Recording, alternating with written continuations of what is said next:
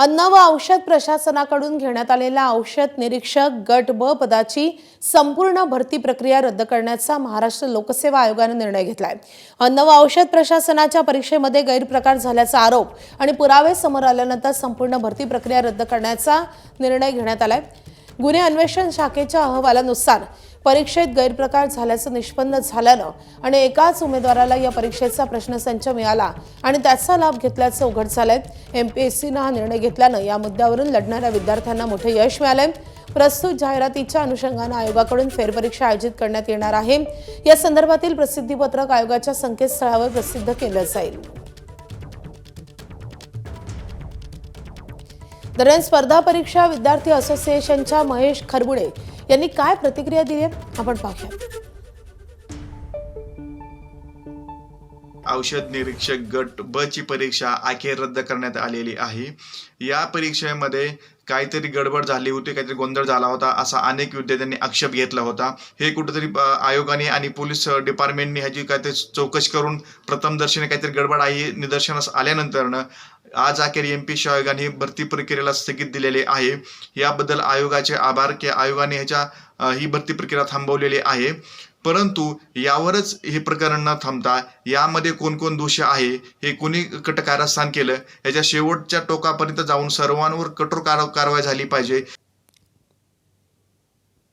वेदांत नेब आपले प्रतिनिधी आपल्या सोबत आहेत। वेदांत, महत्त्वाची अपडेट येते, विद्यार्थ्यांच्या लढ्याला अखेर यश मिळालंय।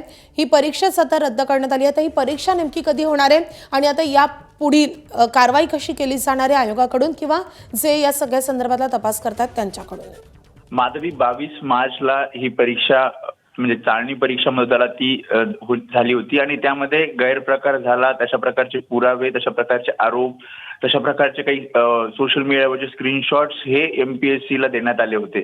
आणि खरं तर आपण बघितलं 22 मार्चला परीक्षा झाल्यानंतर त्यानंतर काही उमेदवारांच्या मुलाखती झाल्या आणि भरती प्रक्रिया पूर्ण करत एक सर्वसाधारण गुणवत्ता यादी सुद्धा जाहीर झाली होती। आणि यानंतर हा सगळा प्रकार उघडकीस आल्यानंतर एमपीएससीने तातडीने या सगळ्याची दखल घेतली। सुरुवातीला काही स्पष्टीकरण देण्यात आलं की आधी या पेपरमध्ये कुठलाही गैरप्रकार झाला नाही, मात्र या सगळ्याचा तपास मग गुन्हे अन्वेषण विभागाकडे देण्यात आला।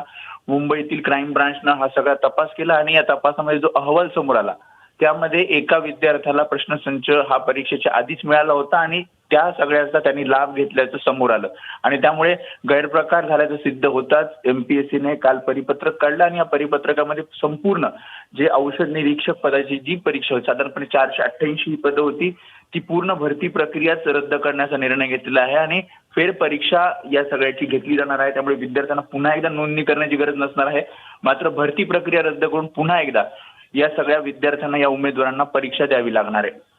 माधवी, मात्र वेदांत, या मागे नेमके कोण आहेत याचा शोध आता घेण्यात आलेला आहे का? गुन्हे अन्वेषण शाखेच्या एकूणच तपासामध्ये नेमकं काय काय समोर आलंय? कुणावर आतापर्यंत गुन्हा दाखल झालाय, कुणाला अटक झाली आहे? या संदर्भातलं अधिकृत नाव परिपत्रकात दिलेलं नाही किंवा पोलिसांनी सुद्धा या सगळ्या संदर्भात सांगितलं नाही, मात्र जो अहवाल आलेला आहे त्या अहवालामधली माहिती या परिपत्रकामध्ये मांडण्यात आलेली आहे।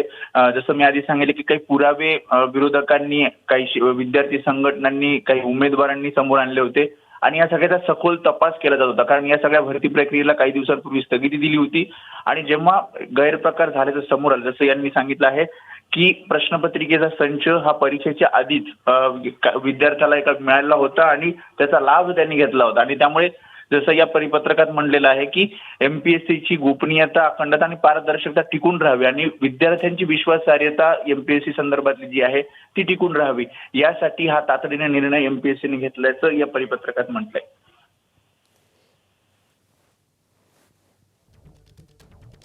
वेदांत, खरं तर यावरून राजकारणही झालेलं होतं। रोहित पवारांनी हा मुद्दा मांडलेला होता, विरोधी पक्षाचे नेते आक्रमक झाले होते। अखेर सरकारकडून, आता लोकसेवा आयोगाकडून हे मान्य करण्यात आलेलं आहे की मोठा घोळ झालेला आहे परीक्षा प्रक्रियेत, त्यामुळे सरकारचे एक प्रकारे नामुष्कीच आहे असं म्हटलं तर वावगं ठरणार नाही। नाही, एमपीएससी हा स्वतंत्र आयोग आहे। म्हणजे सुरुवातीला रोहित पवार यांनी काही पुरावे या एमपीएससी अधिकाऱ्यांकडे दिले होते, त्यानंतर एमपीएससी कडनं सांगण्यात आलं होतं की अशा प्रकारे कुठेही गैरप्रकार झालेला नाही, मात्र जर अशा प्रकारचे पुरावे असतील तर आम्ही या सगळ्याचा तपास करू। एमपीएससीच्या अधिकाऱ्यांचं ही म्हणणं होतं की जे विद्यार्थी या सगळ्या भरती प्रक्रियेतून बाजूला गेले ते अशा प्रकारचे खोटे आरोप करत आहेत, मात्र जेव्हा पोलिसांकडून या सगळ्याचा तपास करण्यात आला त्यावेळी हे समोर आलेलं आहे की गैरप्रकार झाला, पेपर आधीच फुटला होता आणि याचा लाभ एका विद्यार्थ्याने घेतला आणि त्यामुळे या सगळ्या भरती प्रक्रियेसंदर्भातच प्रश्नचिन्ह जेव्हा उपस्थित झालं तेव्हा एमपीएससीने हा मोठा निर्णय घेतलाय. वेदन, धन्यवाद या सगळ्या सविस्तर माहितीसाठी.